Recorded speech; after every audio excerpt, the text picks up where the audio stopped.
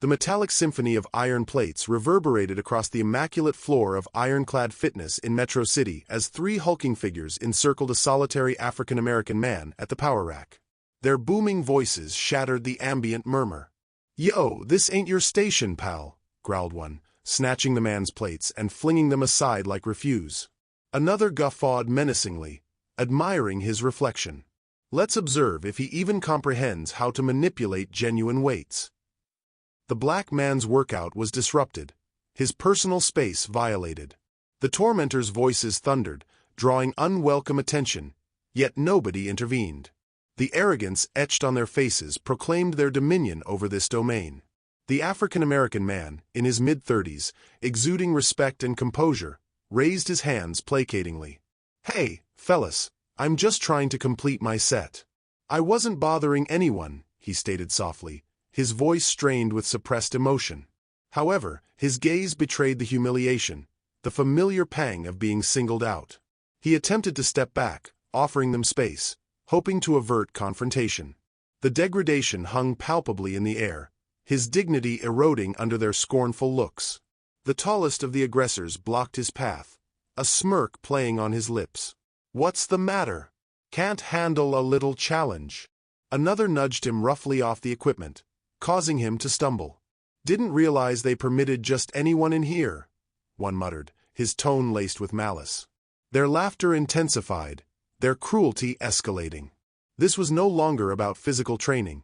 It was about asserting control, demonstrating his perceived inferiority. The African-American man gritted his teeth, remaining silent. Around them, other patrons of the fitness center looked away. Some glanced up briefly, uneasy, but swiftly resumed their exercises. A few whispered amongst themselves, apprehensive yet paralyzed. No one intervened, no instructors, no management. Only silence filled the void between their taunts and jeers. The bullies thrived on this inaction, growing bolder with each ignored moment.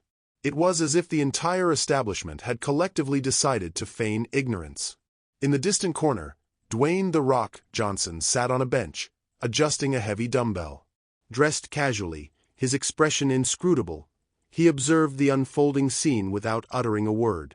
His gaze was sharp, his posture relaxed but alert. He wasn't there to flaunt his physique, nor to interfere. Yet, a subtle shift occurred in his eyes as the bullies intensified their pressure, a look of calculation and anticipation. One of the bullies seized the African-American man by his shirt and shoved him violently against a nearby wall, a wide grin on his face. "You should have stayed home," he sneered. The gymnasium fell into absolute silence. The Rock calmly placed his towel down, rose to his feet, and took a step forward. "Before we delve further, remember to like and subscribe to witness The Rock's legendary confrontation with prejudiced gymgoers, and let us know your location in the comments below." The fitness center throbbed with a hidden intensity beneath its polished facade. It wasn't just an ordinary gym, it was an exclusive sanctuary where opulence met rigorous training. Spotless floors shimmered under the bright overhead lights, reflecting the gleaming chrome of premium equipment. Every machine was meticulously arranged, as if for a photo shoot. The aroma of freshly laundered towels mingled with subtle hints of expensive cologne, lingering beneath the steady clang of weights. Trainers moved with purpose, their voices hushed, offering concise words of encouragement. The low hum of treadmills, the rhythmic pulse of music, and the occasional burst of laughter created a constant backdrop. Yet, beneath the surface of luxury, an unspoken hierarchy existed. Regulars flexed and postured, establishing invisible boundaries. Glances were exchanged, status silently assessed. Here, physical power was the ultimate currency, and appearances dictated one's rank. Amidst this atmosphere, The Rock blended in seamlessly. Dressed in a simple black tee, gray workout pants, and worn athletic shoes, he appeared as just another focused individual pursuing his fitness goals. His movements were efficient, devoid of wasted energy, attracting no undue attention. Keen eyes scanned the room between sets. Calm, methodical, never losing focus. Whether adjusting a weight, stretching, or wiping down equipment, every action was deliberate. His sculpted, powerful physique spoke volumes without any need for theatrics. There was no posing, no need to prove his capabilities. However, Something in his composed demeanor, the controlled intensity in his eyes, maintained a respectful distance from others. He wasn't there to socialize. He was there with a purpose, and he missed nothing. A few machines away, Marcus maintained his concentration on his routine. In his early 30s, with an athletic build and dressed unassumingly, he moved with quiet determination, mindful and respectful of the surrounding space. After each set, he cleaned his station, offered polite nods, and kept to himself.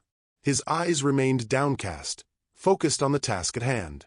There was a discipline in his movements, not driven by ego, but by experience, the kind acquired over years of maintaining composure and avoiding unnecessary attention.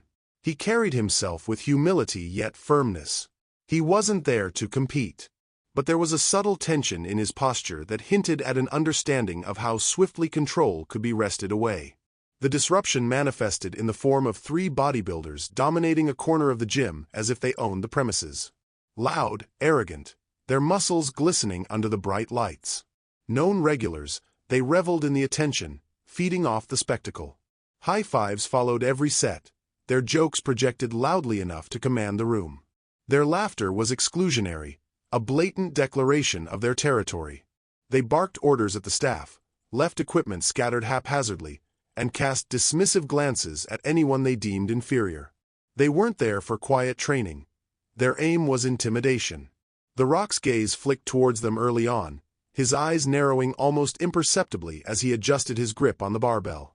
It was a subtle shift, barely noticeable, but significant enough.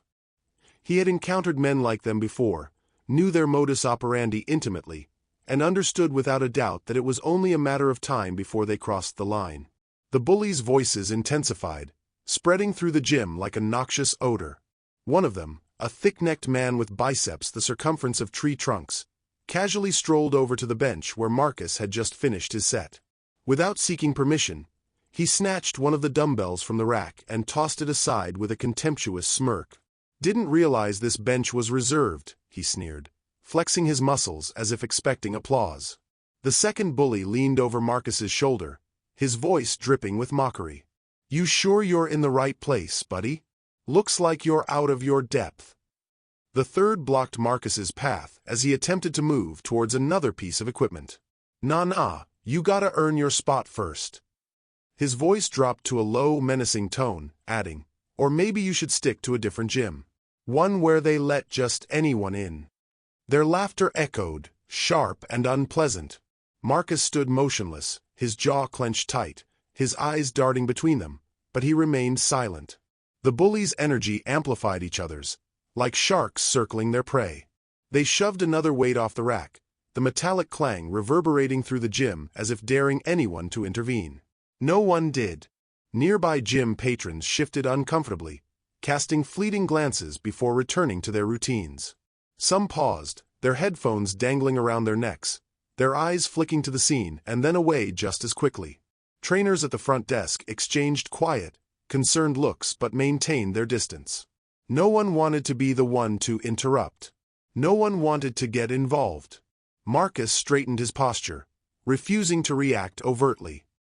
He bent down silently to retrieve the weights that had been thrown aside, wiping them clean without a word. He kept his gaze low, controlled, determined to de-escalate the situation. Every small action, calm, precise, spoke volumes. He had likely faced similar situations before, but the flush creeping up his neck and the humiliated tension rippling beneath his skin were unmistakable. The tallest bully stepped closer, blocking him again, leaning in with a taunting grin. "What's the matter? Cat got your tongue?" His friend let out a loud, boisterous laugh. "Maybe he doesn't understand gym etiquette." With deliberate slowness, they moved in, effectively cornering him between 2 machines. One of them jabbed a finger into his chest. "You deaf or just plain stupid?" Marcus exhaled slowly through his nose, keeping his hands down at his sides. "Look, I'm just trying to finish my workout. Just leave me alone, man." His words only seemed to fuel their arrogance further. One bully snatched Marcus's towel from a nearby bench, discarding it onto the floor as if it were garbage. Another gave him a light shove backward, chuckling. "Maybe your workout's over now." The discomfort among the onlookers intensified. Whispers circulated between gym-goers. Some exchanged uneasy glances. A few discreetly raised their phones, but no one stepped forward to help. It was easier to let the situation unfold, easier not to become involved. The Rock observed from his position, unmoving, his gaze tracking every shove, every demeaning word. He remained steady, but far from indifferent. Then, the bullies escalated their actions. The second bully reached out and grabbed Marcus's arm as he attempted to walk away, spinning him around and forcefully pushing him into a weight rack. "Don't walk off now. We're just getting started." The third moved to block his path. His arms were crossed, and a cruel smirk played on his lips. "Maybe you need to learn some manners." The gym seemed to shrink suddenly, the familiar sound of clanging weights replaced by a heavy, oppressive silence. All eyes shifted, watching but unwilling to intervene. The Rock rose slowly, folding his towel in one practiced movement. He didn't speak, didn't hurry. He took a single step forward. The atmosphere shifted, subtly yet sharply. The bullies remained oblivious, but others noticed. A low murmur rippled through the onlookers, their eyes flicking towards the quiet figure moving towards the confrontation. His movements were controlled, measured, like a predator closing the distance. The Rock's eyes never left the bullies. Not a word, not a warning, just one step closer. One of the bullies finally noticed the imposing figure standing just a step too close. He turned, sizing the Rock up with a smirk. Recognition flickered across his face, quickly contorting into mockery. "Wait a minute." The bully's voice carried, drawing his companion's attention. He chuckled, nudging one of them. "Isn't this that action movie dude? What's his name? Johnson something." The others followed his gaze, their faces lighting up with crude amusement. "Oh yeah, it's him." Another one laughed. "Didn't know they let Hollywood types in here. Thought you'd be busy filming fight scenes, not pretending in a real gym." They exchanged glances, the arrogance in their voices swelling. "Relax, superstar," one quipped, waving the Rock off dismissively. "We're handling things over here. Go back to your little movie sets." Their laughter echoed through the gym, sharp and derisive. To them, the Rock was just another actor. Famous perhaps, but ultimately harmless. A man accustomed to stunt doubles and carefully staged scenes, not real-world confrontation. They perceived no threat, no reason to back down. The Rock remained impassive. His gaze remained unwavering, locked on the bullies without the slightest flicker of emotion. He stood still, his hands relaxed at his sides, his posture calm and unbothered, refusing to take their bait or grant them the satisfaction of a reaction. His silence was unnerving, but they were too consumed by their own arrogance to notice. Across the room, whispers began to spread like wildfire. It started with a few hushed exchanges between gym-goers, now pausing mid-exercise. Eyes widened, phones were discreetly raised. Someone near the reception desk leaned towards a friend, murmuring, "That's Dwayne Johnson." Recognition spread rapidly.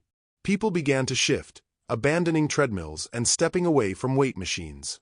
Heads turned, the atmosphere becoming thick with anticipation. It was no longer just an unpleasant encounter between bullies and a victim. A shift had occurred, a growing awareness that the dynamic had fundamentally changed. Yet, the Rock remained motionless, unfazed by the increasingly loud whispers. His focus remained solely on the bullies, his quiet composure more unsettling than any aggressive outburst. The tallest bully, sensing the crowd's shifting attention but misinterpreting its significance, decided to escalate the situation further. He took another step closer to the Rock, puffing out his chest and widening his smirk. "Look, man, I don't care who you are. Movie star or not, this ain't your business." Without any warning, he shoved the Rock hard in the shoulder. The room fell into absolute silence. Even his friends stopped laughing, their grins faltering slightly as they awaited the Rock's reaction. The Rock didn't flinch. He simply straightened his shoulders, his eyes narrowing almost imperceptibly, not with anger, but with intense focus.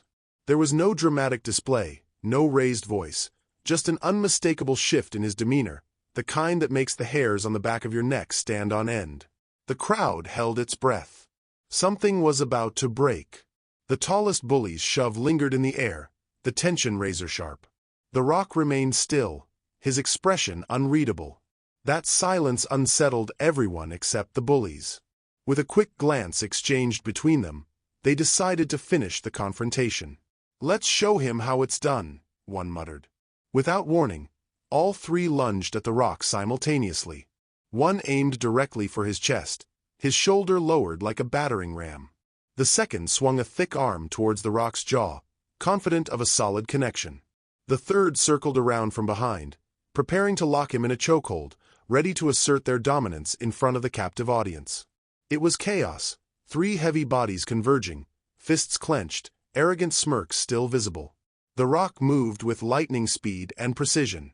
He sidestepped the first attacker effortlessly, allowing the man's momentum to carry him forward, directly into a weight rack with a resounding crash. Before the second could adjust his aim, the Rock intercepted his wrist mid-swing, twisting it sharply. A distinct crack echoed through the silent gym, followed by a sharp grunt of pain. Without pausing, the Rock stepped into the space between them, his movements fluid and controlled. His elbow struck the second bully hard in the ribs, another brutal impact that forced the air from his lungs. The third bully lunged from behind, his arms outstretched to grab him. The Rock shifted his weight, snatching a kettlebell from the floor in one swift motion. With a pivot, he slammed the kettlebell into the man's thigh, sending him sprawling to his knees. There were no wasted movements, no flashy theatrics, just brutal, precise efficiency. The first bully, scrambling back to his feet, charged again, fury now replacing his earlier cockiness. The Rock ducked low, grabbed the man's shirt collar, and used the bully's own weight against him, sending him crashing over a nearby bench, dumbbells scattering across the floor. The gym seemed frozen in time. Every bystander stood transfixed, unable to look away. The Rock didn't stop. The second bully staggered back to his feet, cradling his injured wrist, his face contorted in shock. The Rock closed the distance before he could recover. A sharp knee drove into the man's stomach, doubling him over in agony. Without hesitation, the Rock grabbed a resistance band hanging nearby, looping it around the man's arm. With a brutal twist, he yanked it tight, forcing the bully down face-first onto the padded floor. The third bully attempted to retreat now, backing away towards the mirrors, his chest heaving with exertion and fear. The Rock advanced, his eyes locked on him, his expression unreadable. The man swung wildly, desperation setting in. The Rock intercepted the punch mid-air, twisting the bully's wrist sharply, forcing him down onto his knees. One precise elbow strike connected with his temple. The man crumpled to the floor, dazed and limp. All confidence had vanished from the bullies' faces. What had begun as a display of mockery had spiraled into something entirely beyond their control. The Rock's breathing remained steady, barely breaking a sweat. The first bully crawled back to his feet, now desperate, his face flushed with anger and humiliation. He grabbed a metal barbell from the floor, swinging it like a makeshift weapon. The Rock sidestepped the clumsy attack, his hand shooting out to seize the bar mid-swing. With one fluid motion, he yanked it free, spun it low, and swept the bully's legs out from under him. The man crashed down hard, gasping for air, the barbell clattering uselessly beside him. He didn't get up. The second bully, still immobilized by the resistance band, writhed in pain but couldn't free himself. The third, dazed and staggering, tried to crawl away, pushing himself towards the exit. The Rock calmly stepped in front of him. Without uttering a word, he grabbed the man by the collar, hauled him to his feet, and delivered one final, devastating punch squarely to his jaw. The bully collapsed, motionless. Silence enveloped the room. The once arrogant and dominant trio now lay scattered across the gym floor, broken, breathless, and utterly defeated. No one spoke, no laughter, no taunts. The crowd stared in stunned disbelief.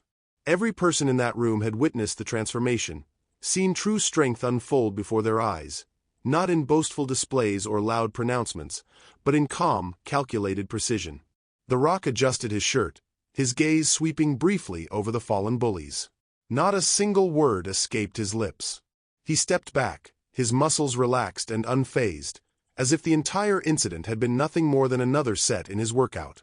The bullies groaned softly on the floor, reduced to mere shadows of the cocky figures they had been just moments before. The gym remained completely still, every eye fixed on the Rock. No one dared to break the silence.